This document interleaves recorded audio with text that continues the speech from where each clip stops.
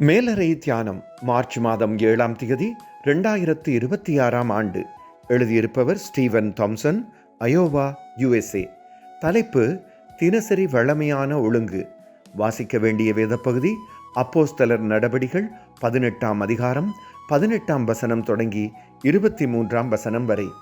அங்கே சில காலம் சஞ்சரித்த பின்பு பவுல் புறப்பட்டு கிரமமாய் கலாத்தியா நாட்டிலேயும் பிரிகியா நாட்டிலேயும் சுற்றித் திரிந்து சீசர் எல்லாரையும் திடப்படுத்தினான்.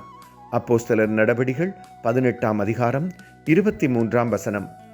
1 வருடத்துக்கு முன் பலவீனப்படுத்துகின்ற ஒரு வியாதி என்னை தாக்கியதால் 16 நாட்கள் வைத்தியசாலையில் இருந்தேன். கடந்த வருடம் சவாலாக இருந்தாலும் கடவுளின் கிருபையினால் எனது வலது பக்கம் செயலிழக்கவில்லை. ஆனாலும் நோயின் தாக்கமும் வலப்பக்கத்தை பலவீனப்படுத்தி இருந்தது. அதற்காக தினமும் 2 மணி நேரம் செய்த உடற்பயிற்சி வெறுப்பூட்டுகிறதாக இருந்தாலும் குணமடைய வேண்டும் என்பதற்காக பயிற்சியை தொடர்ந்தேன்.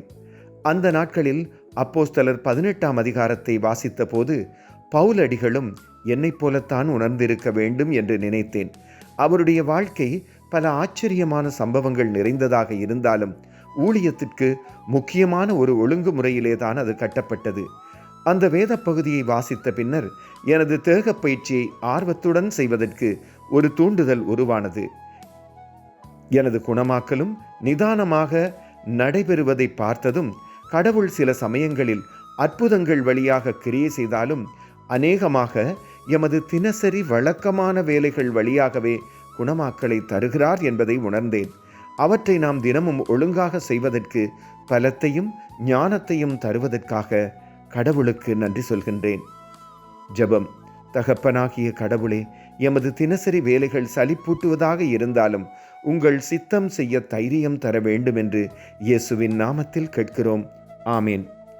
இன்றைய நாளுக்குரிய சிந்தனை: எனது தினசரி காரியங்கள் எனது ஆவிக்குரிய வளர்ச்சிக்கு ஆதாரமாக இருக்கலாம். கர்த்தருடைய அன்பும் இரக்கமும் வழிநடத்தலும் இந்த நாளில் உங்கள் அனைவரோடும் கூட இருப்பதாக.